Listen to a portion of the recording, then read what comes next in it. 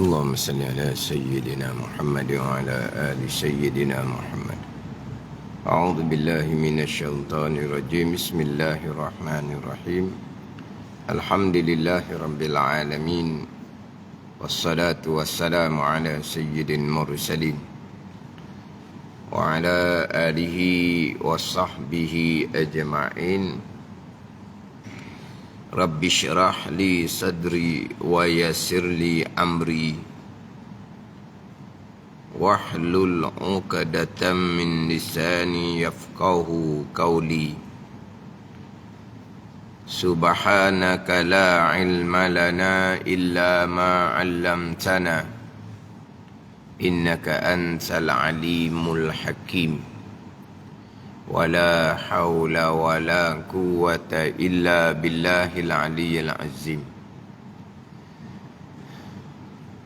Kitab Pati Paridah, muka surat 52, baris yang ke-8. Baris yang ke-8 daripada atas. Surat 52 baris ke-8 daripada atas.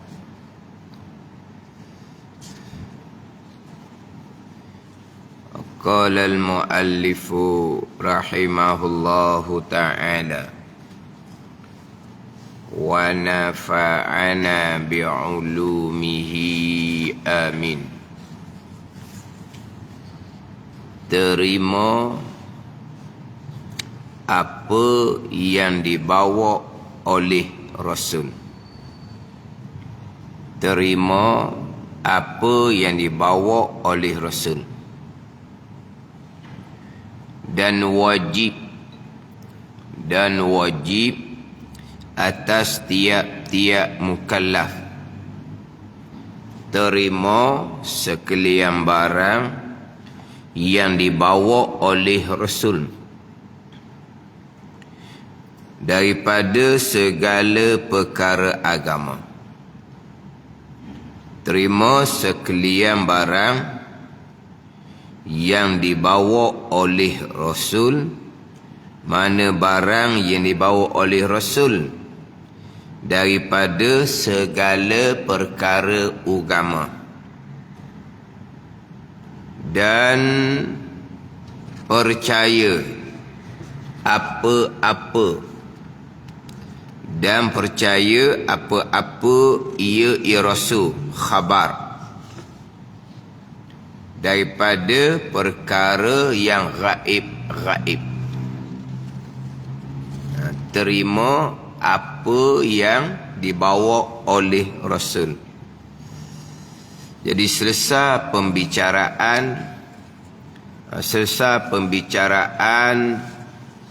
berkaitan dengan sifat Allah, sifat Rasul.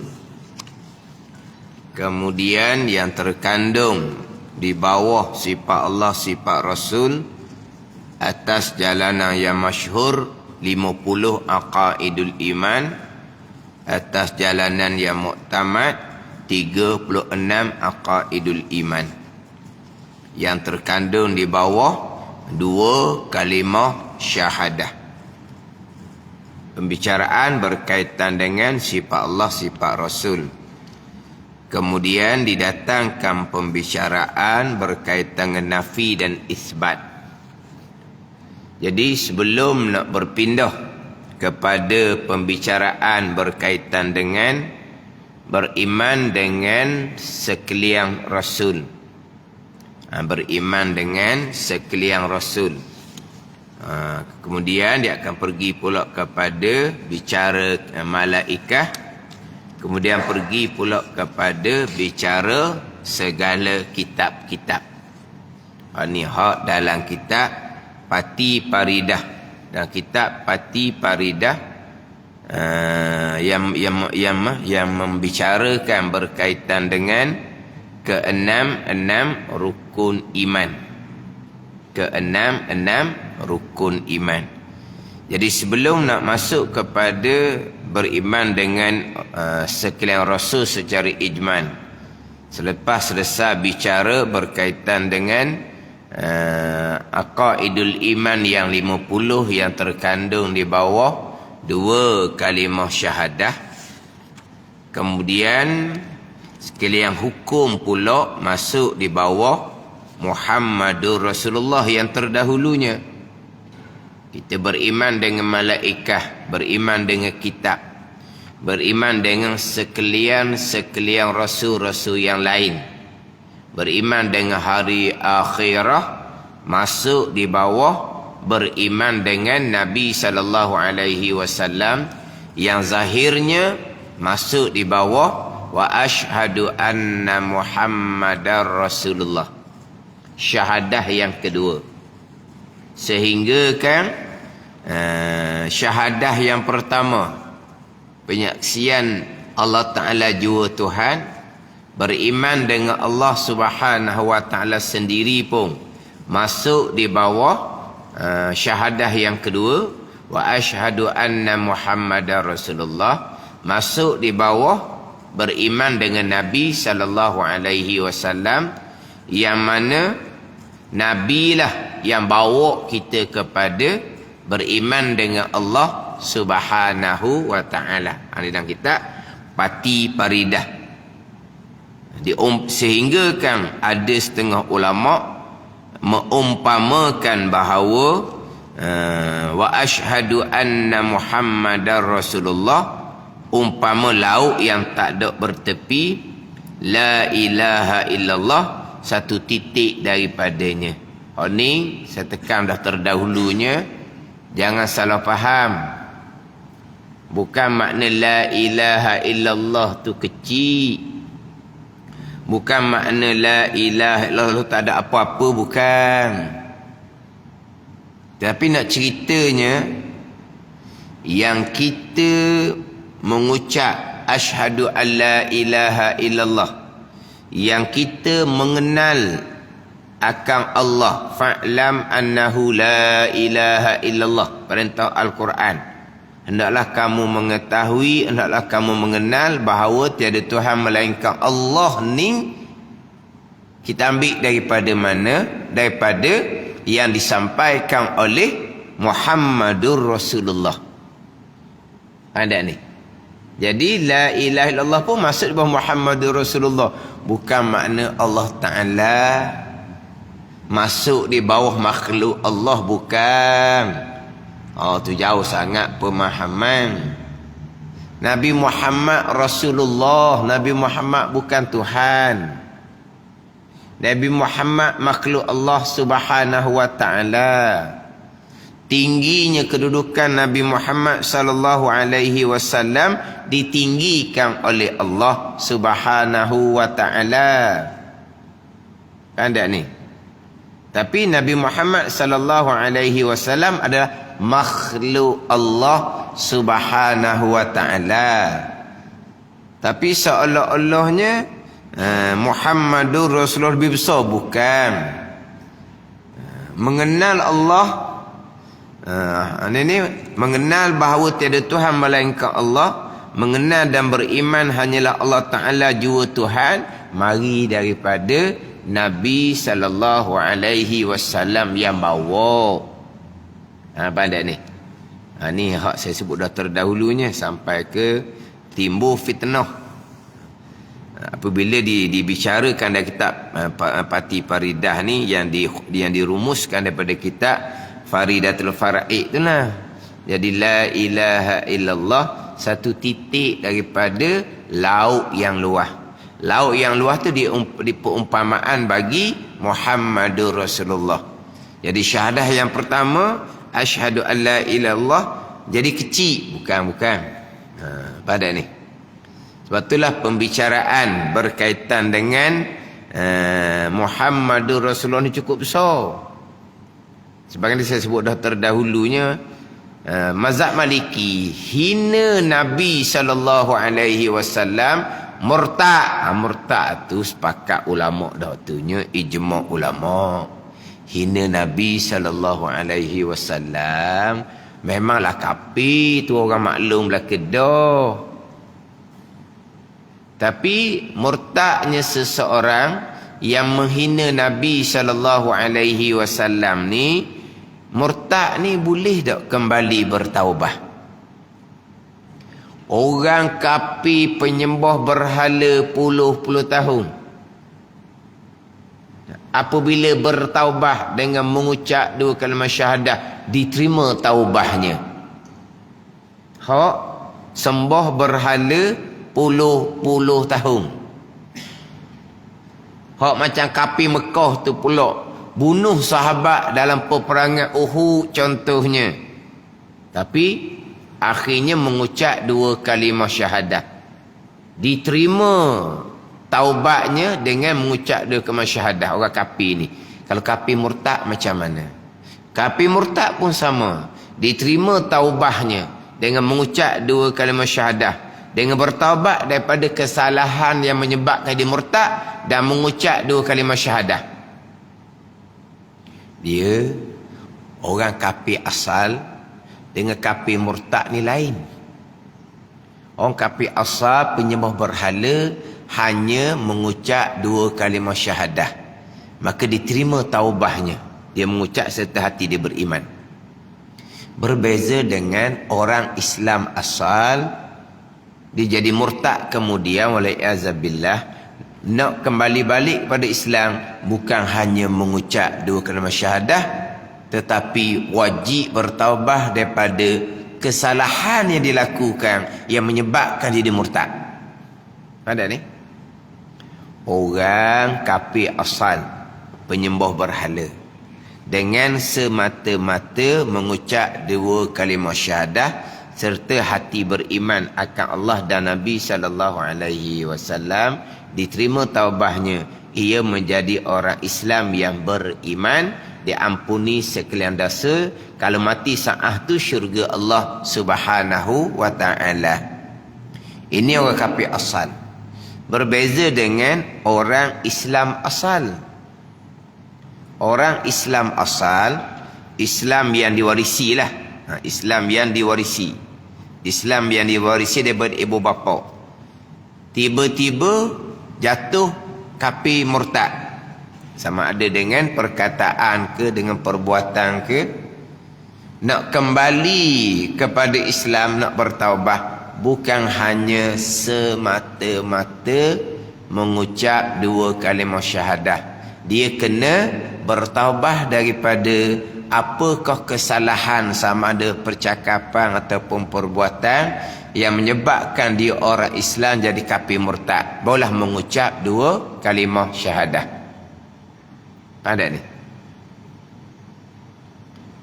Sebagai contoh, dia hina hukum agama Allah Subhanahu wa taala, yang hukum agama Allah ni diketahui secara mudah-mudah. Ianya adalah hukum ketetapan Allah Subhanahu wa taala. Dia hina, maka jadi murtad di walaiyazabillah. Dia nak kembali balik pada Islam, dia kena bertaubat daripada hak penghinaan dia tadi tu dan mengucap dua kalimah syahadah. Kalau dia hina agama Allah Subhanahu wa taala, jadi murtad di walaiyazabillah, dia pun sembahyang. Sembahyangnya tidak sah sebab dia kafir murtad. Tetapi di dalam sembahyangnya ada dua kalimah syahadah.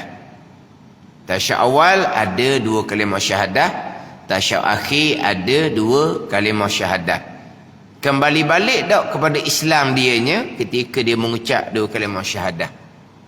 Dia sembahyang memang tidak sah, sebab dia takbiratul ihram dan kerana dia sudah murtad, maka sembahyang tidak sah. Tu bab sembahyang tidak sah. Tapi di dalam sembahyang ada tasyahud awal, ada tasyahud akhir, yang di dalamnya ada mengucap dua kalimah syahadah. Jadi kembali balik tak kepada Islam dengan mengucap dua kalimah syahadah tanpa dia bertaubah daripada kesalahan dia, sama ada perkataan ataupun perbuatan yang menyebabkan dia murtad.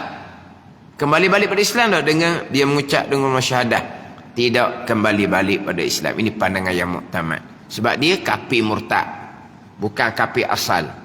Dia kena taubat dahulu daripada perkataan dan perbuatan yang menyebabkan jadi murtad. Ada ni.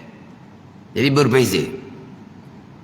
Kafir asli bertaubah dengan mengucap kalimah syahadah, dengan kafir murtad yang asalnya Islam nak kembali kepada Islam, dia wajib bertaubat daripada kesalahan yang menyebabkan dia jadi murtad, sama ada perkataan ataupun perbuatan, dan mengucap 2 kalimah syahadah.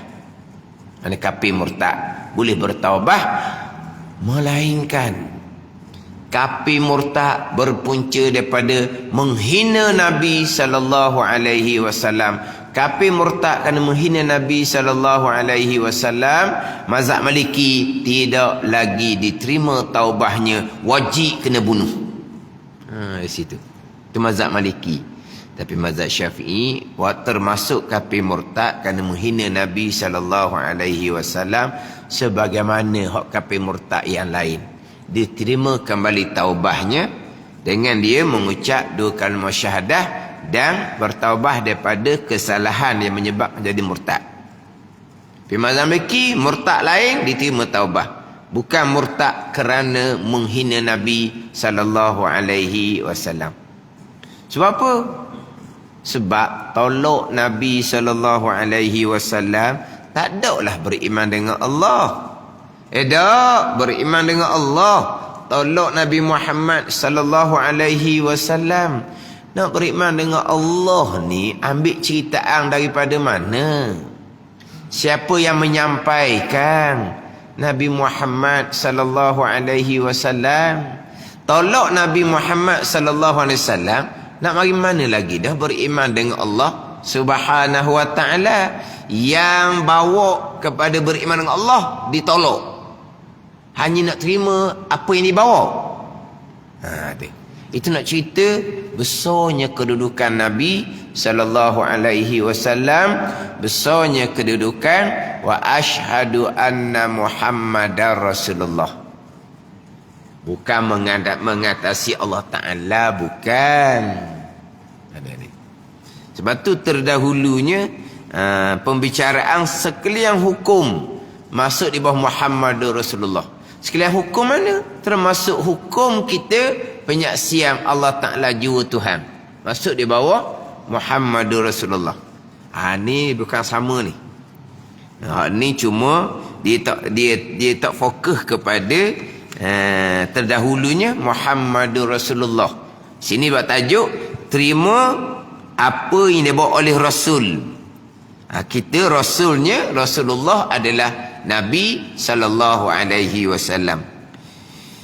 Dan wajib atas tiap-tiap mukallaf terima sekalian barang yang dibawa oleh Rasul. Apa barang yang dibawa oleh Rasul? Bayang dianya daripada segala perkara agama. Di sini terima apa di sini? Sebab kita ada 2 terima. Satunya terima hati iman, satunya terima lidah Islam. Kita bicara sekarang adalah berkaitan dengan iman. Terima hati. Ada ni. Sebab kita bicara berkaitan dengan iman. Yang mana dahulu di permulaan kitab Pati Paridah, selepas didatangkan definisi agama, apa dia agama? Definisi agama di awal kitab Pati Paridah, di muka surat 4, apa dia agama? Kemudian disusuli dengan tanda orang beragama yang sebenar 4 perkara tu. Dimulai dengan i'tiqad yang betul. Itu kan agama yang sebenar. I'tiqad tidak peduli sembahyang puasa rajin, itu bukan orang agama tu. Itu orang lakon-lakon agama. Dijadikan sebagai budaya, adat, tradisi. Itu bukan agama. Yang keduanya menunaikan ibadah kerana Allah, tidak kerana lain. Jadi tanda beragama yang sebenar, yang pertamanya kesucian akidah. Yang kedua, kesucian hati, beribadah semata-mata kerana Allah. Letak 2 kesucian dalam agama ni sebagai tanda beragama yang pertama, tanda beragama yang kedua. Boleh pergi pada 3 ke 4, mengerjakan segala disuruh, dengan bersembahyang, berpuasa, segala suruh Allah zahir dan batin. Yang keempat, meninggalkan segala yang dilarang, hak zahir, hak batin. Tapi orang yang mengerjakan segala yang disuruh, orang yang meninggalkan dilarang, yang pertama dan keduanya suci akidah, yang kedua suci kosak niat hati. Ini yang pertama, yang kedua, tanda orang beragama adalah 2 kesucian. Permulaannya kesucian akidah, tempat tilik Allah. Orang yang suci akidah, orang yang mengerjakan segala suruhan, bersembahyang, berpuasa, diterima ataupun tidak oleh Allah Ta'ala. Allah Ta'ala tilik pula pada kesucian hati, beribadah kerana Allah ke tidak. Tapi yang tempat tilik Allah kesucian hati itu, dan kitab Fatih Faridah letak nombor 2, tanda orang beragama yang sebenar. Sebab tu nak beragama yang sebenar, kembali kepada keikhlasan, kesucian. Ad-dinul khalis, agama yang suci. Kembali kepada keikhlasan, kembali kepada kesucian. Ikhlas ni suci lah. Ikhlas ni licin, suci licin, tak purah langsung. Itu ikhlas, keikhlasan. Kita cuma sebut keikhlasan ni hanya buat ibadat niat kerana Allah. Ialah tu keikhlasan. Keikhlasan kesucian pertama adalah keikhlasan kesucian dalam bab pegangan. Suratul Ikhlas, surah Qul Huwallah tu. Ada ni. Jadi agama yang suci, ad-dinul khalis, agama yang suci.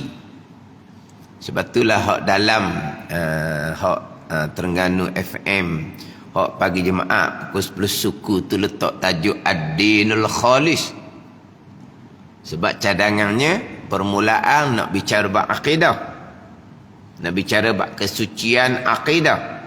Selesai bicara kesucian akidah, nak pergi pula pada kesucian hati, daripada sifat-sifat kecelaan, nak pergi pada pembicaraan tasawuf lah.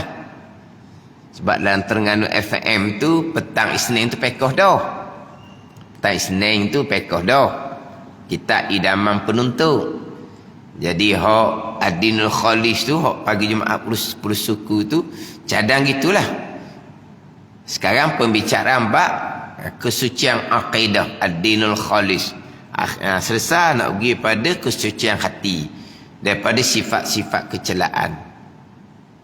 Jadi apabila dibina agama atas kesucian, jadi nak agama ni kita kena betul-betul ikhlas hati kita, suci hati kita.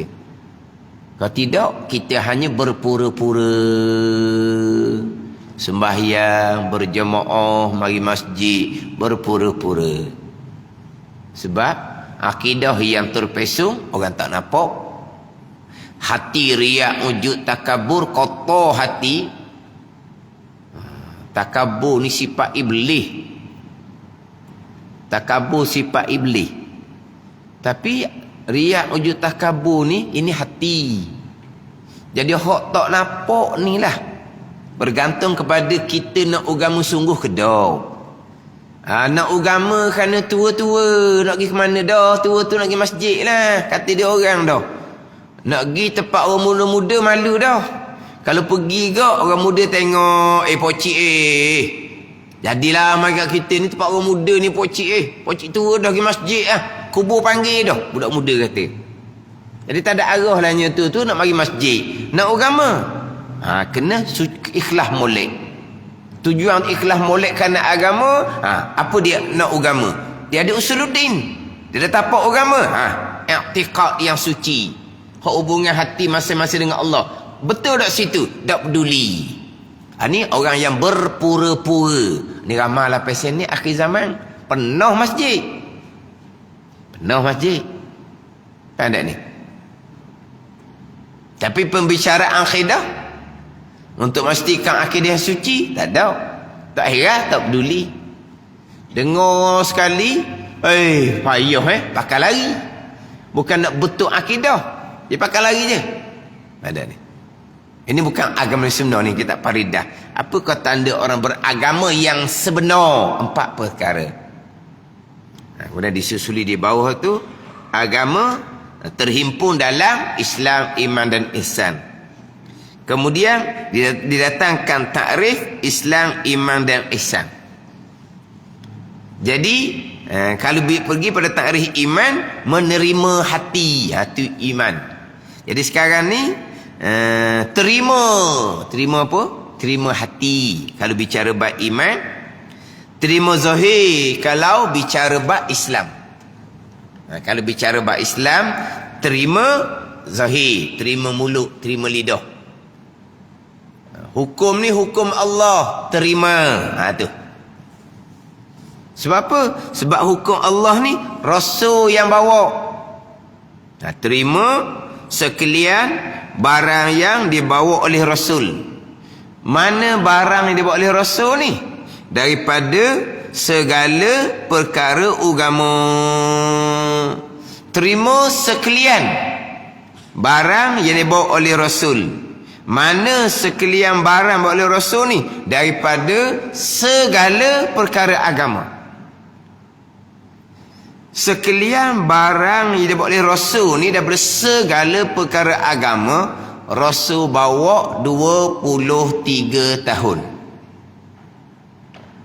Wajib atas tiap-tiap mukallaf ni terima sekalian barang yang dibawa oleh Rasul. Apa barang? Daripada segala perkara agama. Faham ayat itu? Terima sekalian. Wajib atas tiap-tiap mukallaf. Terima sekalian. Terima sekalian lah. Sekarang ni kita nak terima, kita kena tahu apa yang dibawa oleh Rasul. Ada ni. Kemudian terima sekalian yang dibawa oleh Rasul selama 23 tahun. Kita nak terima sekalian barang yang dibawa oleh Rasul, kena tahulah sekalian barang yang dibawa oleh Rasul. Kita tahu ke sekalian? Dah banyak mana kita tahu? Tak wani nak cerita tau. Berapa persen je kita tahu? Nabi menyampaikan agama 23 tahun. Kita 23 tahun tu belajar ilmu dunia. Ada ni. Jadi macam nak terima sekalian? Di sini jadi ringkas saja.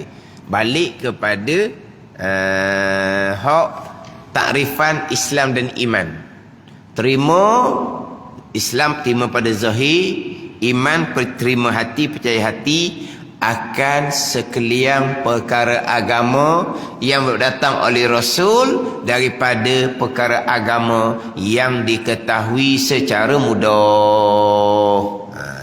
Dia kena balik situ. Perkara agama mana ni? Maklumun fid dini bid darurah. Akan pergi situ. Akan pergi situ. Perkara agama yang diketahui secara darurah, secara mudah-mudah. Tak ngaji banyak pun tahu, ianya adalah perkara agama yang dibawa datang oleh Rasul.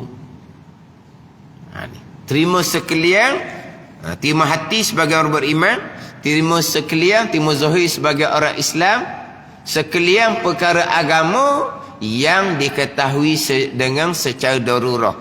Darurah ni bukan tersepit. Kita biasa faham darurah ni tersepit. Dalam keadaan darurah, perkara yang haram dimakan pun jadi halal. Ni. Sebab apa? Darurat dah. Darurat lah. Bunyi darurah pelik sikit tau. Bunyi darurat baru tu. Kita maklumlah darurah tu di hujung tu marbutah. Bulat tu kan. Daruratun. Di hujung tu ada marbutah, bulat. Orang panggil tersanggu. Ni orang panggil ni, yang ambil mana tak tahulah istilah tu. Satu tersanggu, satu terperahu. Saya dengar orang radio. Dia kata tu tersanggu, sanggu kan? Puan sanggu bulat. Satu lagi terperahu, perahu. Perahu. Ada radio. Tu bukan hak kita tu, untuk pengenalan je. Jadi darurah tu termarbutah. Dia kalau termarbutah ni, kalau kita berhenti dia baca dengan he. Darurah. Masyhur dia begitu. Tapi boleh berhenti dengan te.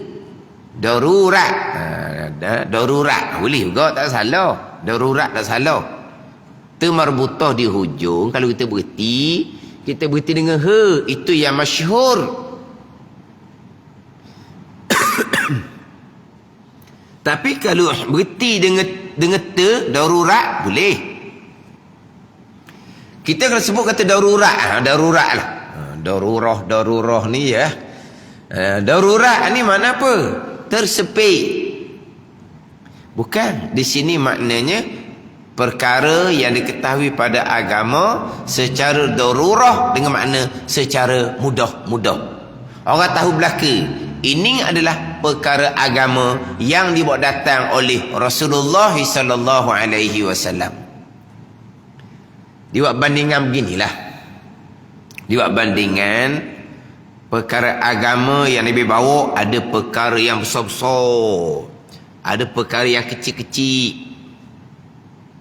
Buat bandingannya, perkara yang besar-besar ni daripada jauh nampak dah. Hak kecil-kecil kena pergi dekat baru nampak. Pandai ni. Jadi perkara agama besar-besar ni tak ngaji banyak pun tahu. Ni Nabi bawa gini ni. Pandai ni. Tapi banyak perkara agama yang mana hak ni kena belajar betul benar baru tahu. Oh, Nabi kata gitu, Nabi buat gitu, Nabi bawa gitu. Ni. Pandai ni. Jadi banyaklah perkara yang kita tahu kemudian. Adapun perkara hak besar-besar tu, hak tu budak pun tahu. Ada ni. Hak perkara diketahui secara darurah. Malaikat ada, orang tahu belaka. Al-Quran kalamullah, orang tahu belaka. Ada ni. Akan berlaku kiamah, orang tahu belaka. Orang kafir pun tahu, walaupun tidak percaya pun. Orang kafir tahu. Cuma orang kafir ni kalau malaikat dia kata dewa ke apa, Allahu a'lam lah. Ada ni. Mana perkara orang tahu belaka, budak pun tahu. Mati akan dibangkitkan kembali, orang tahu belaka. Semayang wajib, orang tahu belaka. Puasa wajib, orang tahu belaka. Orang kafir pun tahu. Kamu ni bulan Ramadan kan, orang kamu kan puasa kan. Dah kamu macam mana tak puasa? Saya pernah. Dia cakap tinggi. Cakap maqam lah. Tapi orang ni memang sesak lah. Dia cakap tinggi. Tapi semayangnya tidak. Memang betul sesak lah. Bulan Ramadan dia makan. Sebelah dia tu orang bukan Islam. Makan kok. Dia makan. Kata ni makan tinggi. Saya kata depan dia, ni makan tinggi. Oh, kalau gini makan tinggi, tu hak sebelah tu makan tinggi juga. Hak bukan Islam tu lah. Hak bukan Islam tu makan kan. Dia hak mengaku makan tinggi, makan kot bulan Ramadan siang hari. Ni makan tinggi. Orang sama tinggi makan dengan hak sebelah tu kata. Hak Ceyenu Alik tu lah. Hak sebelah tu Ceyenu Alik. Kena tiaja Ceyenu Alik. Hak sebelah dia tu. Oh, kata makan tinggi. Bagaimana ni betul-betul sah. Dia semayang tidur. Tapi dia belajar ilmu hak sosek gitu dia kata. Ilmu hak ngajar kalau buka api pun api terang-terang sikit je. Tak boleh api kuat sangat. Ramai orang tahu dia kata. Dia memang sesak sungguh lah. Tapi gerangnya tengok dia makan sebelah orang hak Ceyenu Alik bulan Ramadan. Oh, ni makan tinggi je. Oh, kalau tinggi sungguh makan ni sama tinggi tu tengok sebelah. Oh, sebelah tu dah kata api pun tak faham apa benda pula hidup cakap dua orang ni. Dah kata apa senyap je dia. Makna kita kata, kalau orang bukan Islam pun tahu. Orang Islam, orang Ramadan wajib puasa. Ni perkara agama yang diketahui secara darurah, orang panggil. Ada ni. Orang tahu belaka, berjudi haram, minum arak haram, berzina haram. Orang kafir pun tahu orang Islam tak boleh berjudi. Orang kafir pun tahu orang Islam tak boleh minum arak, orang Islam tak boleh berzina. Dia panggil apa ni? Perkara agama yang diketahui secara darurah. Kita sebagai orang Islam yang beriman wajib terima zahir batin akan sekalian. Jadi, cuma kita sini oleh kerana kita bicara sekarang bab iman, terima hatilah. Terima lidah tu Islam. Kemudian kita buat. Kita tunaikan apa yang kita terima. Terima dah sembahyang wajib, sembahyang lah. Terima kan puasa wajib, puasalah, jangan terima saja. Dah terima hukum kata berjudi, minum arak, berzina haram. Terima. Tinggallah minum arak, berjudi apa semua tu. Tunaikan, laksanakan apa yang diterima, suruhan dikerjakan, larangan ditinggalkan, itu pergi pada ihsan. Ni kita bicara dahulu. Di permulaan kitab Fatih Faridah. Yang sekarang ni saya sedang membicarakan Islam, iman dan ihsan ni hari Isnin malam Selasa. Kita Al-Misbahul Munir di Masjid Kristen. Kita bukan Masjid Seming. Masjid Kristen. Okey, Bayu ni Masjid Seming. Itu Masjid Kristen. Bicara bab Islam, iman dan ihsan. Takrifan Islam, iman dan ihsan ni kena letak molek. Tak letak molek sini tak jadi ahli sunnah. Tak letak molek antara Islam, iman dan ihsan, tak jadi ahli sunnah. Mudah terundur kepada khawarij. Tak faham Islam, iman dan ihsan.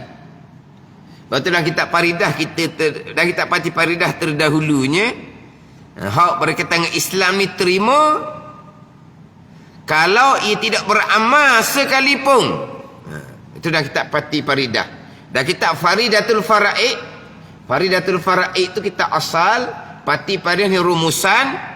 Seperti ia meninggalkan semayang dan umpamanya selama-lamanya, tak pernah semayang ayat pun semayang, tak pernah semayang ayat pun puasa, dia orang Islam selagi diterima kewajipan semayang, selagi diterima kewajipan puasa. Lepas tu pelik pula kitanya, mendirikan semayang tu rukun Islam, berpuasa Ramadan rukun Islam. Tiba-tiba tak pernah sembahyang, tak pernah berpuasa sepanjang hayat dia, masih lagi orang Islam, selagi diterima secara zahir, dia tidak ingkar kewajipan semayang, kewajipan puasa. Tu kena pahlusi pula. Beza rukun Islam dengan rukun iman. Rukun iman macam rukun semayang, rukun iman macam rukun wuduk. Rukun yang hakiki, rukun yang sebenar-benar. Apa rukun yang sebenar-benar? Ma yatawaqqafu alaihi satu syai'. Itu rukun yang sebenar-benar. Apa makna dia? Makna tak ada satu rukun batal lalu. Itu ada. Itu rukun. Rukun iman, tak ada satu rukun. Tak beriman dengan malaikat, batal iman. Rukun semayang, tinggal satu rukun, batal semayang. Rukun wuduk, tak buat satu rukun, tak jadi wuduk. Itu rukun hakiki. Rukun Islam, mendirikan semayang. Orang tak semayang, batal Islam. Ada. Rukun Islam berpuasa Ramadan. Orang tidak berpuasa, batal Islam. Ada. Rukun Islam mengeluarkan zakat. Orang ni kedekut, zakat tak bayar, batal Islam. Dia berkemampuan, wajib mengerjakan haji, dia tak peduli pun. Dia tidak menunaikan kewajipan haji, dia berkemampuan, batal Islam. Itu rukun kan? Beriman dengan malaikat, tak beriman dengan malaikat, tak sah iman dia. Tu. Tak beriman dengan kitab, tak sah iman dia. Tidak beriman dengan berlakunya kiamah, tak sah iman dia. Sebab beriman dengan hari kiamah ni rukun.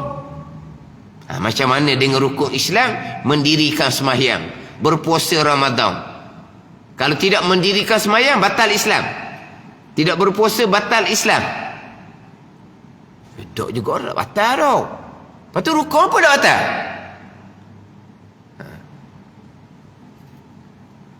Kalau rukun sembahyang tak buat, batal sungguh.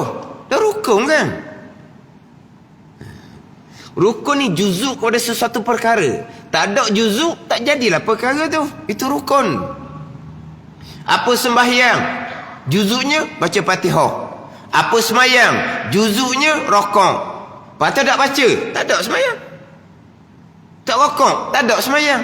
Sebab itu dipanggil juzuk kepada satu-satu perkara. Itu rukun. Bahagian dia.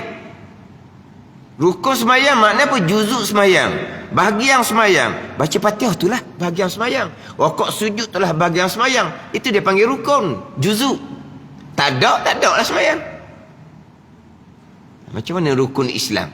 Tak ada satu rukun, batal Islam. Waktu dia kena pahalusi pula tu. Itu dia panggil rukun urfi, bukan rukun hakiki.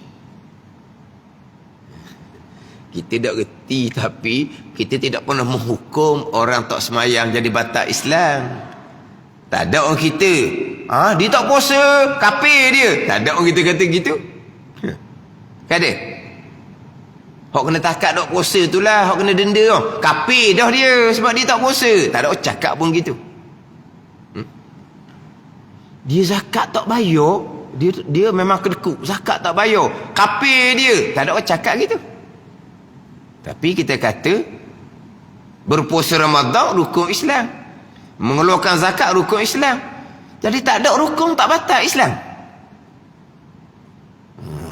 Maknanya kita tak pandai jawab, tapi tak ada lah pula kita kata batal Islam kerana tak semayang, tak puasa, zakat tak bayar. Tapi kita panggil rukun. Dia bahas tu pula rukun hakiki hak mana, rukun urfi hak mana. Seolah-olah seperti rukun. Mendirikan sembahyang ni seolah-olah seperti rukun. Sebab apa? Sebab nak membezakan orang Islam dengan bukan Islam, di sembahyang lah. Ada ni. Jadi besarnya mendirikan sembahyang, besarnya berpuasa Ramadan, besarnya mengeluarkan zakat dan perkara agama, besarnya mengerjakan haji dan perkara agama, seolah-olah seperti rukun.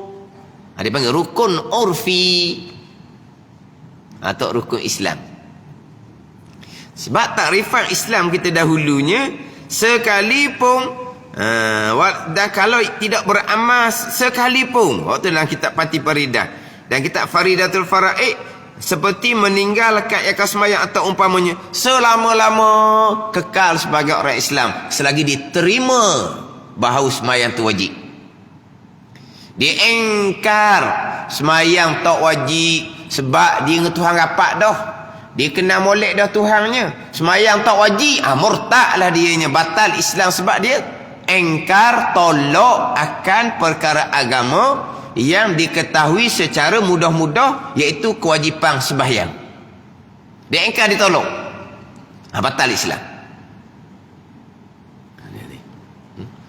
Puasa tak wajib-wajib, puasa buat apa? Menyeksa tubuh badan, makanan banyak kan, tak ada faedah berpuasa, batal Islam. Pergi Mekah buat apa kau duduk pusing ke batu, duduk berjalan sampai ke Marwah, duduk tunggu di padang Arafah, apa benda kerjaan, tak pakai belaka tu, batal Islam. Sebab dia engkar, ditolak. Pada ni. Jadi Islam tu terima zahir. Tapi kita bicara sini iman. Iman ni percaya hati. Ni hati ni. Dua tu kan. Satunya terima zahir Islam. Yang kedua terima hati iman. Lepas tu kerjakan, tunaikan apa yang diterima tu, pergi pada ihsan. Ihsan ni Nabi sebut anta'budallah, bahawa engkau mengabdikan diri akan Allah dengan bahawa engkau mengerjakan suruhan, meninggalkan larangan. Dah kita terima dah sembahyang wajib kan, buatlah. Kita terima dah kan puasa wajib kan, buatlah. Kita terima dah kan berjudi, minum arak, berzina tu larangan agama, tinggallah. Ini ihsan. Terima dah kan menutupi aurah tu wajib, tutup aurah. Terima hukum makan riba haram, rasuah haram, tinggallah. Terima dak hukum haramnya mengumpat, terima, tinggallah mengumpat. Itu ihsan. Mengumpat haram, tapi mani-mani je mengumpat. Orang ni orang Islam yang tidak ada ihsan. Orang Islam yang tidak mengabdikan diri akan Allah. Orang Islam yang tidak melakukan kebaikan. Tak ada muhsin dia, tak ada. Ihsan ni buat baik. Pemana buat baik? Buat Tuhan suruh, tinggal Tuhan larang. Dah terima dah kan? Hukum mengumpat tu haram. Quran larang, hadis larang. Dah terima sebagai orang baik, tinggalkanlah. Yang kita terima mengumpat tu larangan agama, yang dilanggar apa? Terima, tak engkar, tak ada menghalalkan mengumpat. Tapi sampai masa lagi buat, dia langgar larangan. Dia panggil orang Islam yang bukan baik. Orang Islam yang derhaka kepada Allah Subhanahu wa ta'ala. Jadi bak laksana itu ihsan. Islam terima zahir, ihsan laksana. Kalau tak faham sinilah mudah akan ditunduk kepada khawarij. Khawarij Islam qaulun wa amalun. Qaul perkataan, ya terima, wa amalun buat Tuhan suruh, tinggal Tuhan larang. Tak buat Tuhan suruh, kafir. Tak tinggal Tuhan larang, kafir atau khawarij, bukan di sunnah. Ada ni. Khawarij buat dosa kafir lalu dah. Sebab Islam ni kena terima dan beramal. Apa mana beramal? Hak Tuhan suruh buat belaka jangan tinggal, tinggal kafir. Hak Tuhan larang tinggal belaka jangan buat, buat kafir. Hak benda Tuhan larang, atau khawarij. Semangat gitu dah. Gitu baru semangat dah. Baru semangat. Terima dah mengumpat haram, terima dah. Terima. Mengumpat je kafir. Dak mengumpat dah. Kau mana? Sedap tu pula baru semangat. Dah. Quran larang terang-terang, wala yarta' ba'dukum ba'dha. Jangan mengumpat setengah ke setengah. Terima dak tu larangan Quran? Kena lawan. Apa Quran ni? Larang mengumpat. Mengumpatkan benda baik kan? Nak lawan? Tak ada orang lawan, terima. Quran kata haram, terima. Tak ada nak lawan. Dah, terima. Tinggalkanlah mengumpat. Mengumpat kafir dah. Baru iya. Ku mana? Duduk cakap, duduk mana boleh. Adakah orang kita mengumpat? Kafir dah mu. Bakmu langgar larangan Quran. Tak mengumpat lah jawapan dia. Semangat tu. Itu khawarij. Semangat khawarij pada masa awal Islam. Khawarij pada masa awal Islam, dia berkembang pada masa Sayyidina Ali karamallahu wajhah. Khawarij ni dia berkembang pada masa Sayyidina Ali karamallahu wajhah. Khawarij ni kalau kita balik pada sejarah, dikenali dengan puak Sufriyah. Sufriyah ni orang yang pucat muka, kuning muka, pucat muka. Sebab apa pucat muka? Sebab kita kalau pucat muka kau macam manis lah tau. Kuhri pucat tu, mana ni? Hari tu gemuk molek. Macam manis lah kalau kita. Tidak ni, pucat muka puak khawarij ni sebab tidur tak cukup qiyamul lail. Tak makan sehari kerana puasa sunat. Kuat ibadat. Puak khawarij ni. Dia puak khawarij ni puak pendalaman. Dia terima Islam pada masa Nabi, pada masa Sayyidina Bakar radhiyallahu anhu, Sayyidina Umar apa semua, tapi dia jauh. Bila dia jauh ni ilmu tak apa siapa. Ilmu tak apa siapa ni dia banyak pakai pemahaman sendiri, khawarij. Tapi puak dia ni puak yang kuat buat ibadat, tetapi sanggup tinggal Sayyidina Ali karamallahu wajhah. Puak Khawarij tinggal Sayyidina Ali sebagai khalifah di Madinah. Ada ni. Sebab dikira Sayyidina Ali ni sudah tak betul dengan hak Nabi bawa. Hak betul siapa? Mereka yang betul. Sayyidina Ali karamallahu wajhah, pemegang kunci gedung ilmu, Nabi kata. Ada ni. Pemegang kunci gedung ilmu Sayyidina Ali ni. Puak Khawarij kata tak betul Sayyidina Ali.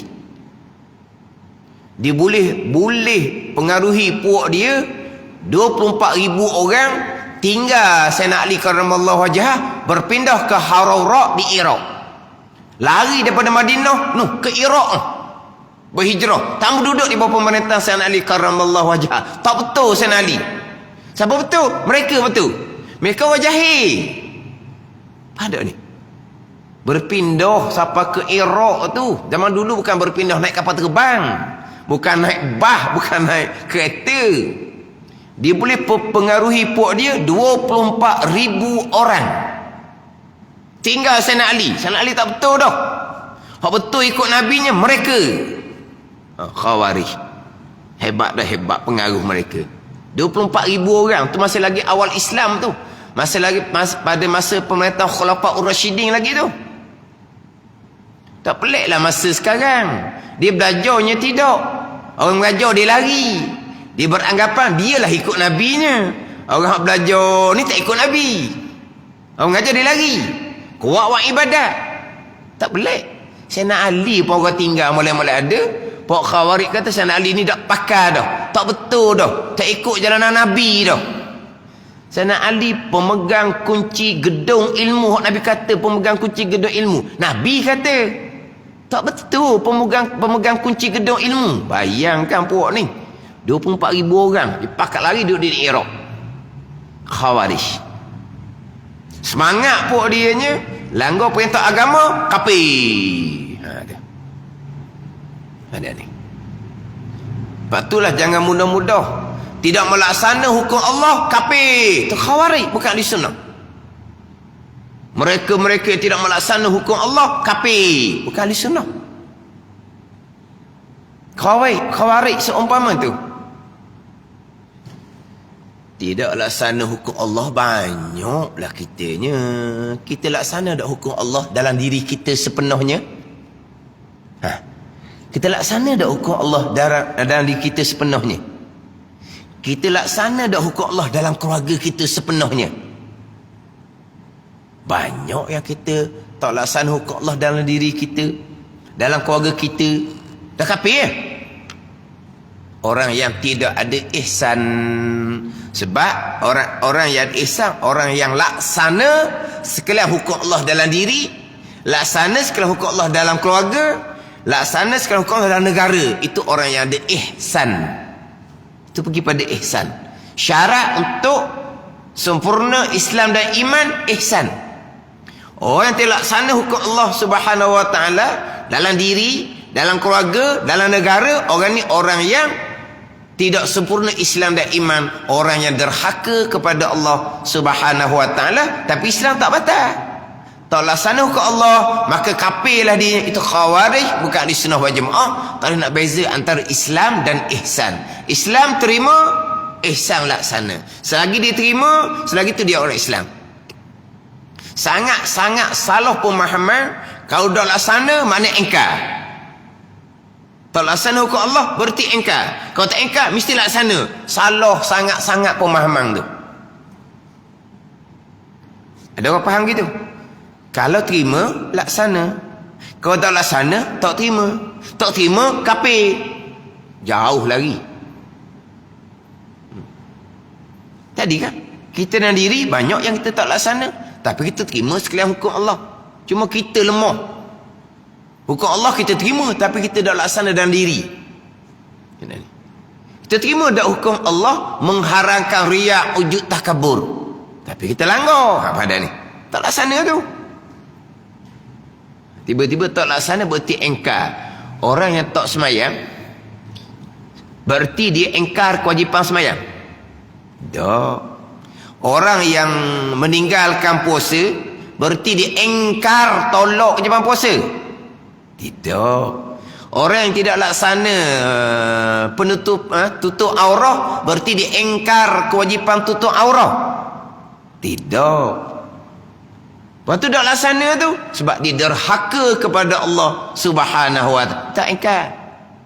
Orang makan riba berarti dia halalkan riba. Tidak.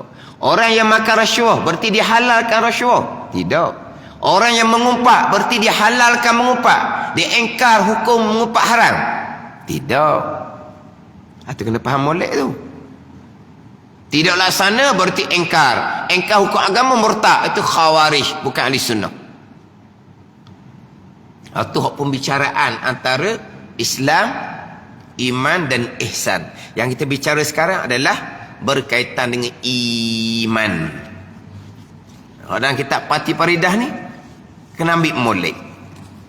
Sini pun cukup dah tak faham molek Islam, iman dan ihsan tadilah. Tunduk pada puak khawarij.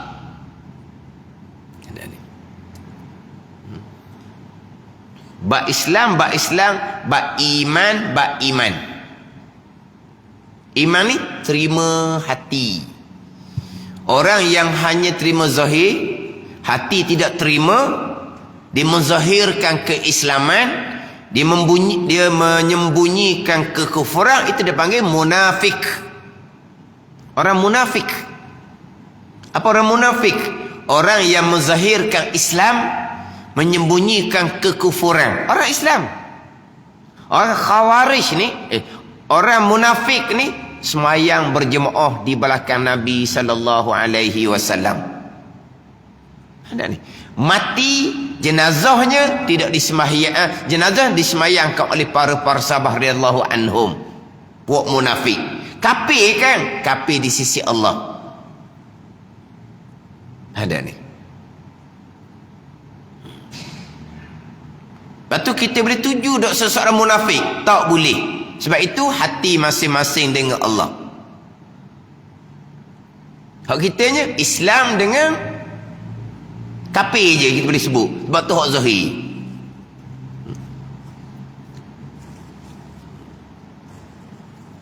Ada orang tanya, Ustaz sah tak semayang dengan tu imam munafik? Dia tanya. Sah tak semayang dengan tu imam munafik? Tak. Sekarang ni siapa tu imam munafik? Adalah. Kamu tahu mana dia munafik? Allah wahyukan kepada kamu ianya munafik. Sebagaimana Allah wahyukan kepada Nabi sallallahu alaihi wasallam. Yang kamu kata dia munafik. Munafik ni kafir ni. Ada ni. Munafik ni kafir di sisi Allah. Kekal neraka selama-lamanya. Bukan kekal neraka sahaja. Neraka lapis paling bawah sekali, neraka hawiyah. Sah dah ikut imam munafik? Ni soalan orang jahil. Kalau nak tanya gini, sah dak semayang dengan tu imam yang murtad? Apa boleh cara? Murtad. Sebab apa? Dia batal Islam pada zahir. Atau murtad. Murtad siapa yang nak menghukumkan? Pula ni. Kena berhalus itu. Ataupun tanya gini, sah dak ikut tu imam fasik? Boleh tanya. Kenapa dia fasik? Kerana dia terbabit dengan riba, dosa besar yang diisytiar perang oleh Allah Ta'ala. Gitu tu imam dema. Kenapa tu imam tu fasik? Dia makan rasuah contohnya. Tu contoh. Pada ni. Apa boleh tanya hak tu hukum zahir? Dia tanya sah dak ikut imam munafik? Munafik ni kita tak tahu. Sebab ni hati masing-masing dengan Allah Subhanahu wa ta'ala. Kita hanya bicara zahir sahaja, bicara Islam. Nabi sallallahu alaihi wasallam bersabda, umirtu an ahkama bizawahir wallahu yatawalla sarair. Diperintah akan ada hukum zahir. Hak dalaman tu urusan Allah Subhanahu wa ta'ala, bukan urusan Nabi sallallahu alaihi wasallam. Tapi Nabi mengetahui siapa yang munafik, diberitahu oleh Allah Subhanahu wa ta'ala. Kita tak tahu. Pada ni. Munafik ni orang Islam yang terima pada zahir, bersembahyang berjemaah di belakang Nabi sallallahu alaihi wasallam, masuk majlis ilmu Nabi sallallahu alaihi wasallam, tapi hati tidak terima, menyembunyikan kekufuran, keengkaran. Apa Nabi kata, mereka hati tak terima, nak engkar belaka. Nabi cerita apa pun mereka engkar di hati. Hak zahirnya hanggu, orang Nabi kata ya orang Nabi kata, tapi dia menyembunyikan kufur tu engkar, dia menyembunyikan kekufuran. Tak. Hak Nabi cerita tu bohong belaka mana apa ni, hati tidak terima, tu munafik. Tapi secara zahir dia ikut Nabi sallallahu alaihi wasallam, terima serta beramal. Mana beramal? Bersembahyang, berjemaah di belakang Nabi sallallahu alaihi wasallam, tapi tidak beriman. Ini kita bicara bab iman, terima hati, percaya hati. Terima sekalian barang yang dibawa oleh Rasul daripada perkara agama. Hati kena terima belaka. Rasul bawa bab ibadah, sembahyang, puasa, zakat, haji, hati terima. Rasul bawa bab muamalah. Hukum muamalah, hukum jual beli, sewa menyewa. Cerita bab wakalah ke, cerita bab wakah ke, heboh ke, cerita bab faraid ke, cerita bab wasiat ke, cerita bab bersyarikat ke, terima belaka. Itu syariat Nabi sallallahu alaihi wasallam. Nabi bawa bab munakahat, bab nikah, bab tolak, bab cerai, bab iddah, bab menyusu, bab nafkah, terima belaka. Bab munakahat ni hak Nabi bawa. Bab janayat, bab kisos, bab hudud, bab diat, terima belaka. Bab takzir, terima belaka. Sebab ini hukum agama yang Rasul bawa, hati kena terima. Hati kena terima. Sebagaimana terima kewajipan semayang, terima kewajipan perintah-perintah dalam hukum janayat, kena terima. Quran perintah aqimus salah, diri oleh kamu akan semayang, hati terima. Quran perintah faqta'u aydiyahuma, potong oleh kamu akan tangan pencuri lelaki dan pencuri perempuan, terima. Sebab Quran perintah. Quran kata kutiba alaikumus siyam, ya ayyuhallazina amanu kutiba alaikumus siyam, wahai orang beriman, diwajibkan ke atas kamu berpuasa, hati terima puasa. Ayat Quran yang sama, ya ayyuhallazina amanu kutiba alaikumul qisas, wahai orang beriman, diwajibkan ke atas kamu qisas, balas seumpama, kena terima. Sebab apa? Hak perkara yang Nabi bawa daripada Allah, yang tercatat di dalam Al-Quran, kalamullah. Orang beriman kena terima bulat-bulat di hati. Orang beriman. Pelaksanaan dia macam mana? Pelaksanaan wajib kita memperjuangkan. Itu je. Pelaksanaan wajib kita memperjuangkan. Sebagaimana wajib kita menegakkan agama dan diri, sebagaimana wajib kita menegakkan agama dalam keluarga, ijma' ulama wajib kita menegakkan agama dalam negara. Ijma' ulama. Itu perjuangkan. Terlaksana atau tidak, itu bukan urusan kita. Tapi cita di hati nak tengok tertegaknya hukum agama Allah dan negara yang bernaung di bawah bumi, yang berada dalam bumi Allah, bernaung di bawah langit Allah Subhanahu wa ta'ala. Itu sahaja. Ada ni. Tapi yang bicara bab iman, terima hati akan sekalian barang yang dibawa oleh Rasul daripada segala perkara agama. Ni terima. Hati kena terima sebagai orang yang beriman. Kena faham molek ni, kita di awal kitab Fatih Faridah tu, agama satu, Islam, iman, ihsan. Ada ni. Ihsan tu, apa peranan ihsan? Pengabdian diri kita kepada Allah. melaksanakan hukum agama Allah dalam diri, melaksanakan hukum agama Allah dalam keluarga, memperjuangkan supaya tertegak hukum agama dan negara, akan mengkuatkan iman kita. Itu kedudukan ihsan. Ada ni. Pengambilan diri kita kepada Allah tu yang akan mengkuatkan iman kita. Ada ni. Kita tidak mengabdikan diri akan Allah ni yang akan melemahkan iman kita. Ihsan syarat untuk sempurna Islam dan iman. Ihsanlah yang akan mengkuatkan iman kita. Pelaksanaan, perjuangan supaya terlaksana. Memang kita kena berjuang. Kita kena berjuang untuk menegakkan agama dan diri. Kena berjuang. Sekarang ni kalau tak berjuang, rebong kita-kitanya. Kemudah-mudah je. Berjuang. Kita nak menegakkan agama dan keluarga. Kena berjuang. Ada ni. Bukannya mudah. Suami nak kepada belajar agama. Ada isteri tambah. Ada anak-anak tambah. Nak ajak main masjid, belajar, tambah. Hidup sibuk dengan telefon je. Jadi kita nak menegakkan agama dan keluarga, kita kena berjuang. Bukan mudah. Tapi nak menegak agama dan diri pun kena berjuang. Bukan mudah. Dalam keluarga, kena berjuang. Dalam negara, lagilah kena berjuang. Berjuang untuk menegakkan agama dan diri, keluarga dan negara. Untuk melengkapkan Islam, iman dan ihsan.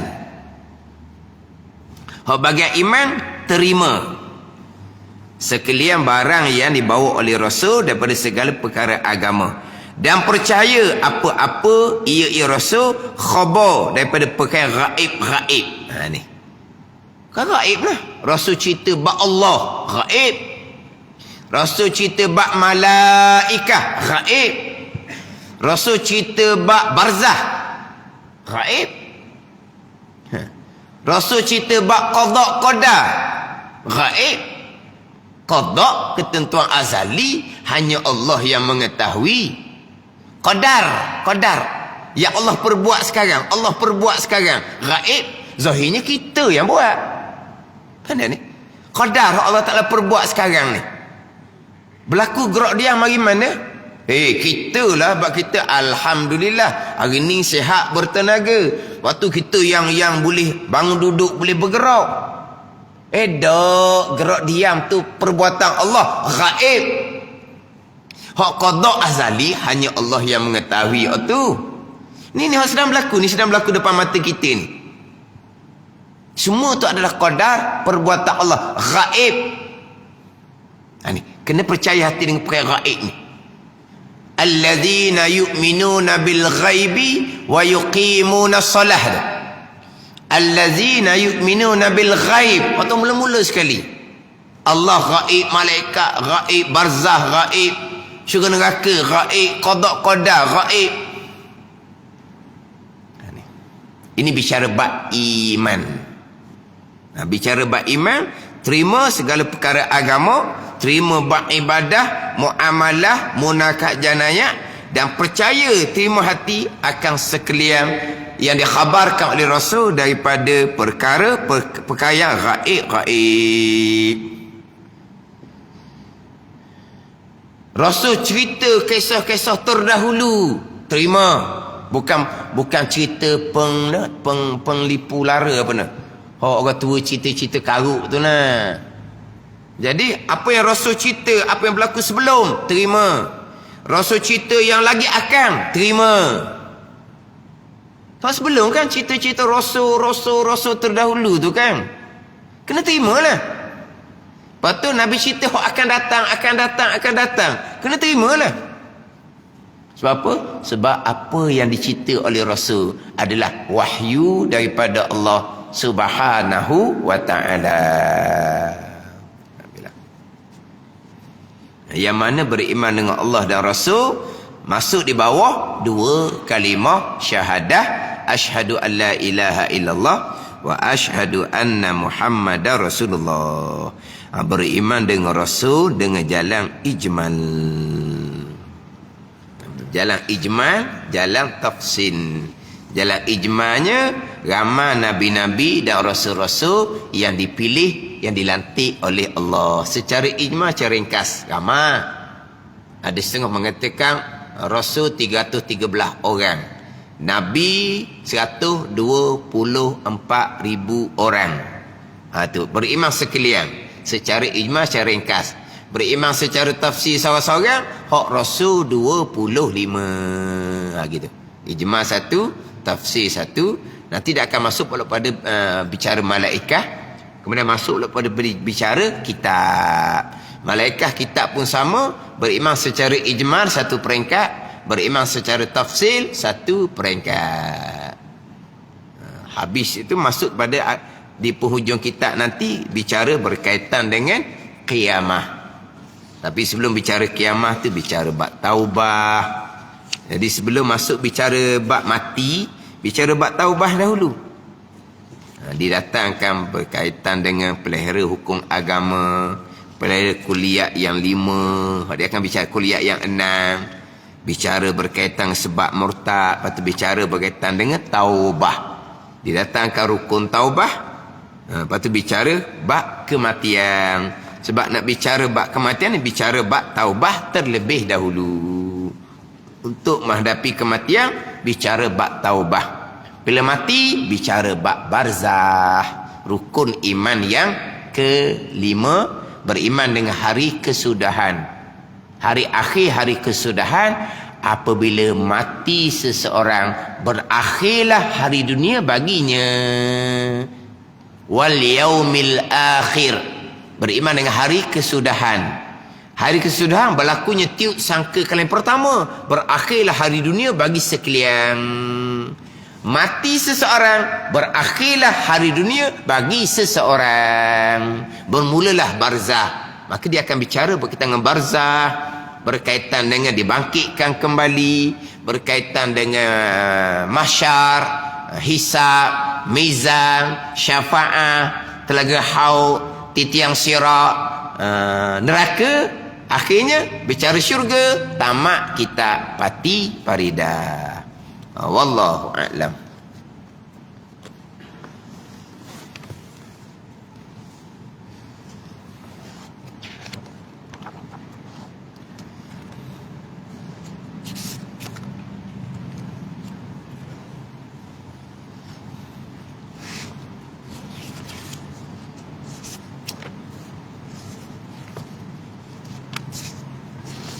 Ini kitab Hidayatus Salikin. Kitab Hidayatus Salikin, muka surat 13, baris bawah sekali.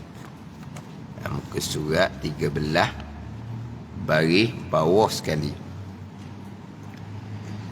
Qala al-muallifu rahimahullahu ta'ala,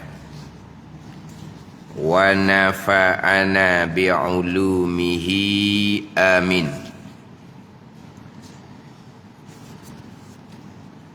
Dan sampaikan olehmu air itu, sampaikan olehmu air itu, yakni akan air. Sampaikan olehmu air itu, sampaikan olehmu akan air itu kepada tempat yang tahzif. Tahzif, tak ada ia tau kalau hak nipis tu tau. Tahzif. Kalau hak tebal ni comel, tahzif. Mana tahzif? Iaitu tempat yang tahzif, tempat yang diadahkan oleh perempuan Arab menyukur akan dia. Itu tempat tahzif. Tahzif ni kalau kira makna gak apa? Andam. Andam. Faham andam? Tau andam.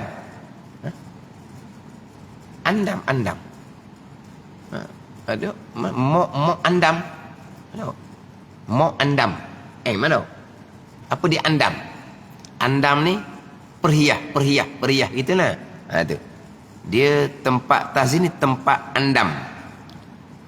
Iaitu tempat yang diadahkan oleh perempuan Arab menyukur dia. Iaitu tempat andam ni, tempat tahzib ni, daripada antara hujung telinga dan atas pertengahan dahi. Itu tempat andam. Daripada antara hujung telinga sebelah atas. Bawah panggil hujung tau, kedau. Atas dia panggil hujung tau. Mana sebelah atas tu, sebelah atas. Hujung telinga sebelah atas. Dan atas pertengahan dahi. Ni. Antara hujung telinga sampai ke pertengahan dahi. Kita tarik macam apa? Tarik benang. Tarik sini. Kita perasan tak, rambut kita ni akan masuk ke dalam. Ni. Perasan tak? Ke rambut kita bulat gini. Macam gini rambut kita bulat. Makna rambut ni ada masuk ke dalam. Ni dia panggil antara hujung telinga dengan pertengahan dahi ni. Tarik benang sini, tarik tali sini. Ni. Betul dah saya pegang. Tu. Ni. Ni dia panggil mahalut tahzib, tempat andam. Orang Arab, perempuan Arab, adah dia akan cukur sini, nak nampak muka di luar. Itu adah orang Arab. Adah kebiasaan orang Arab. Orang Melayu tak buat gitu. Orang Arab memang dia buat gitu. Dia akan apabila dicukur sini, ni. Kalau perempuan kadang-kadang di rambut ni kan banyak kan, jadi anak rambut panggil tau. Jadi dia cukur ni, jadi maknanya muka dia akan jadi luah gitu. Tapi kalau Melayu buat gitu, jadi siapa muka pelik ya. Kalau Melayu ni dia kata tempat yang diadahkan oleh perempuan Arab menyukur dia. Adah dia gitu, dicukur ni. Ni. Jadi hendaklah sampaikan air ke tempat tu. Tempat ni. Tempat andam ni.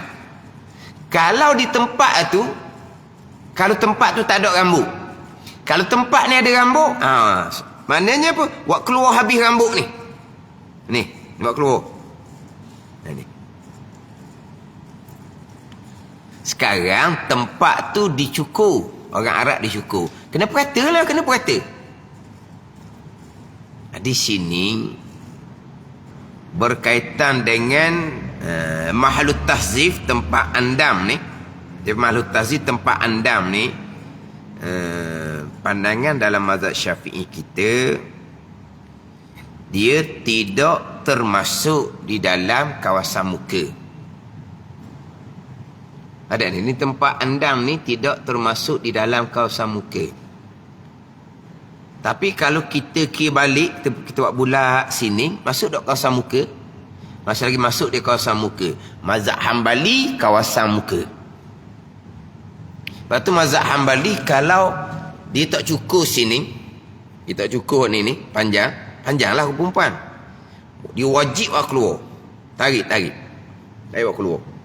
Barulah basuh muka untuk ambil air semayang. Ni atas ni. Ada perempuan. Ada pun di sini, ni dia disebut di hadapan.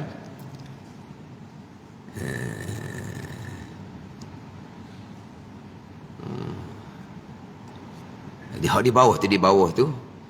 Dan sampaikan olehmu pula air itu kepada tempat tumbuh rambut yang 4. Tempat tumbuh. Kalau ada rambut, kita katakan rambut tu bulu lah. Mana 4 tu? Yang pertama iaitu 2 kening. Ni, 2 kening. Dan misal. Dan 2 bulu mata. Bulu kening ni tau. Bulu mata ni. Ni bulu mata. Dan 2 tali tudung. 2 tali tudung. Kena? Bulu kening kena. Tahu? Bulu kening kita kena. Tidak kena. Bulu kening. Bulu kening dipanggil hajib. Tu bulu kening. Bulu misah syarib. Bulu misah tu kena. Bulu mata. Bulu mata ni ni hudbun. Hudbun, bulu mata. Kemudian satu lagi dia panggil, dan 2 tali tudung. 2 tali tudung dia panggil izar. Dia banyak nama, dia nama lain-lain belakalah. Ni lihyah. Lihyah, janggut. Lepas tu ni apa kata? Janggut sepak. Janggut sepak panggil sini ni. Janggut sepak tau. Itu dia panggil anfaqah. Dia nama dia. Jadi sekarang ni 4 rambut ni, 4 bulu. 2 kening, misar, 2 bulu mata dan 2 tali tudung. Ini kita akan bicara lagi ni. 2 tali tudung. Apa dia 2 tali tudung? Iaitu 2 tali tudung berbetulan dengan telinga hingga janggut. Berbetulan dengan telinga hingga janggut. Ni telinga ni, dia berbetulan dengan telinga. Dia berbetulan dengan telinga ni, dia kena ambil daripada atas. Cuma dia panggil tali tudung belaka. Dia sebenarnya di sini ni dia panggil izar. Ini dia panggil arid. Arid. Arid ni kita panggil jambang. Ini izar ni. Ni jambang, arid, jambang. Ada G sungguh lah ni. Mana sebut tau. Kita ni jambang tempat kodah hajat. Jambang orang sakit perut. Ni jambang. Dak ni jambang sungguh ni, G sungguh ni. Apa? Bau. Panggil apa ni? Kan ada orang jenis lebak ni kan. Ni bau orang panggil. Jambang dia panggil arid. Saat atas ni dia panggil izar. Dia panggil tali tudung belakang ni. Daripada telinga atas ni sampai ke janggut. Dia panggil tali tudung. Orang perempuan jambang tak ada. Orang perempuan arid ada. Izar ada izar. Izar ni. Ni tali tudung ni. Hak ni kawasan muka. Tak ada khilaf. Hak khilafnya ni. Tempat andam ni, atas ni. Ni hak bulu ni tumbuh kepala ke tumbuh muka orang panggil ni. Mazhab Syafi'i kepala. Ni, atas ni kepala. Hak ni tali tudung izar ni. Ni panggil apa? Sideburn. Sideburn ni. Hak ni. Ini adalah kawasan muka. Orang perempuan wajib buat keluar sekalian. Sebab panjang. Di muka ni kan kita bulatkan ni. Ni. Masuk mana ni? Masuk mana? Masuk bahagian belakang kepala. Ataupun masuk bahagian hadapan muka. Masuk dalam kawasan muka. Bukan rambut kepala. Faham molek? Bukan rambut kepala. Bersambung dengan rambut kepala. Tapi bukan rambut kepala. Sebab dia bulu yang tumbuh dalam kawasan muka. Bulu yang tumbuh dalam kawasan muka. Hak ni barulah bulu yang tumbuh dalam kawasan kepala. Ini bulu yang tumbuh dalam kawasan muka. Jadi bulu sideburn ni sama dengan bulu misar, sama dengan bulu jambang, sama dengan bulu janggut. Tumbuh dalam kawasan muka. Tapi misar ke, jambang ke, janggut ke, tak keliru. Memang itu bulu yang tumbuh dalam kawasan muka. Ni. Sideburn ni molek orang puan. Di sideburn ni dia akan bubuh ke belakang ketika pakai tudung. Tak ada orang perempuan pakai tudung, lepas tu sideburn dia jolok. Ada orang itu. Dia akan bubuh ke belakang bersekali dengan bulu yang tumbuh di dalam kawasan kepala. Time nak ambil semayang, masa nak ambil semayang, wajib tarik buat keluar habis ni. Ada wajib. Yang kita bicara sekarang ni, sampaikan air kepada tempat tahzib, ini perintah sunat. Sampaikan air kepada tali tudung ni, ni wajib. Sebab sekarang ni kita Hidayatus Salikin, dia capu. Dia suruh buat belaka. Tempat tahzib buat juga, sampaikan air. Hak di bulu kening, bulu misal, bulu mata, bulu saibeng ni, kena sampai ke air. Tu wajib batu muka. Sampai ke air tempat tahzih. Ni sunat mazhab Syafi'i. Sebab tempat tahzih bukan muka, kepala. Ada ni. Tapi mazhab Hambali, saibeng muka macam mazhab Syafi'i.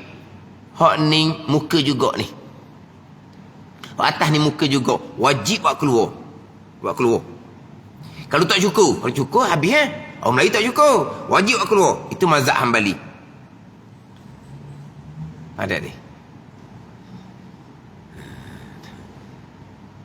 Saya masih budak-budak lagi. Saya tengoknya arwah mak saya masa ambil air semayang. Memang kita nampak macam susah lah nampak. Hak atas dia tarik awak keluar. Tarik keluar. Tarik pula bukan tarik sikit, dia pelebih pula banyak. Hak bawah ni memang waktu tubik dah. Panjang dah sampai sini. Hak ni waktu tubik juga. Jadi kita nampak rambut tu keluar sini. Baru masuk muka ambil semayang. Ni. Masa budak-budak kita tengok arwah mak saya buat gitu. Tapi dia bukan buat keluar ni saja. Dia buat keluar juga atas ni. Ni atas ni. Ni disunatkan, bukan wajib, disunatkan. Tapi kalau mazhab Hambali wajib. Mazhab Hambali wajib sebab apa? Cuba kita perhati tengok. Dia ni masuk mana ni kalau kita perhati? Masuk tak bahagian muka? Masuk tak bahagian muka? Masuk bahagian muka. Betul mazhab Hambali kata itu muka bukan kepala. Kan kita kan anjing lukis katung kan, bukan katung, lukis muka orang, lepas tu kita buat rambut di kepala dia. Kita buat tak rambut dia masuk, keluar balik di telinga, kita buat tak? Kita lukis muka orang, lukis budak-budak. Lepas lukis kepala apa semua, kita lukis tak rambut. Kita buat macam mana rambut dia? Kita akan buat rambut dia masuk kepada ni. Lepas tu keluar balik. Kan gitu kita buat kan. Hak masuk ni lah dipanggil tempat tahzih, tempat andam. Yang ada perempuan Arab dia akan buang tu, dia akan cukur, dia akan jadi bulat atas dia. Tapi kita orang Melayu memang tak cukur sini. Maka di sini sampaikan air buat keluar juga. Sunat dalam mazhab Syafi'i, wajib dalam mazhab Hambali.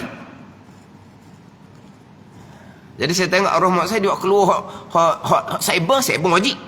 Kalau saibeng dia buat tubik ni. Dia buat keluar. Jadi nampak macam kalau kita tengok kok payah ambil semayang. Bukan. Asal duduk belakang kan, duduk belakang kan. Kau senang basuh muka kan. Sebab tu duduk belakang. Tak boleh. Kalau saibeng ni muka kena buat keluar habis. Kalau tempat andam dia panggil tempat tahzif. Tempat tahzif tu tempat andam atas ni sunat buat keluar. Ni orang kita bukan tempat tahzif. Saibeng pun dah buat keluar. Tu kawasan muka ni bulat ni muka ni. Duduk mana saibeng? Duduk di kawasan muka, bukan kawasan kepala. Ingat molek orang perempuan meninggalkan satu helai sahaja bulu, tidak dibasuh, yang mana bulu tu tumbuh dalam kawasan muka, wuduk tidak sah. Bila wuduk tidak sah, sembahyang tidak sah. Bila wuduk tidak sah, tawaf tidak sah. Sebab tawaf macam sembahyang, syaratnya suci daripada hadas kecil dan hadas besar. Apa ada ni? Bunyi ekah je belajar bab wuduk, bab basuh muka. Basuh muka. Mana kawasan muka? Kawasan muka bulat. Saibeng tumbuh di mana? Tumbuh di dalam kawasan muka. Wak keluar kedak saibeng, hok duduk di belakang tu masa pakai tudung, dak wak keluar. Berarti ada bulu yang tumbuh dalam kawasan muka, tidak dibasuhi dengan air, walaupun satu helai, satu orang panggil tak? Satu helai sekalipun, wuduk tidak sah sembahyang. Itu hak saibeng. Izar tali tudung. Yang kita bicara sekarang adalah tempat andam disunatkan buat keluar habis ni. Buat keluar barulah basuh muka wuduk. Disunatkan dalam mazhab Syafi'i diwajibkan dalam mazhab Hambali. Sampaikan air kepada tempat yang tahzif, tempat yang diadahkan oleh perempuan Arab cukur, iaitu antara hujung telinga ni sampai ke pertengahan dahi, ni dia ni hadis dalam ni. Ini panggil tempat tahzif ataupun tempat andam.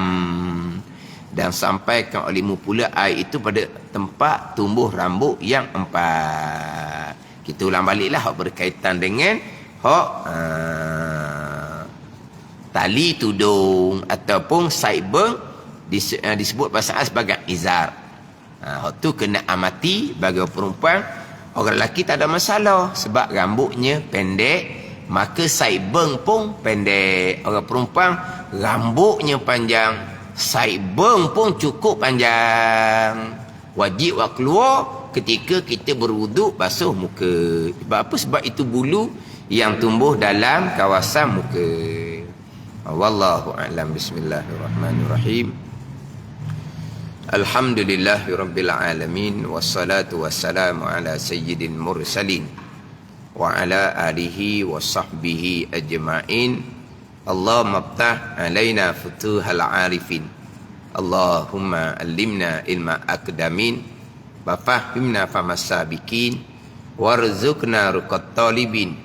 Allahumma zidna ilma wa alhiqna bis salihin. Wa sallallahu ala sayyidina Muhammadin wa ala alihi wa sahbihi wa sallam. Walhamdulillahirabbil alamin.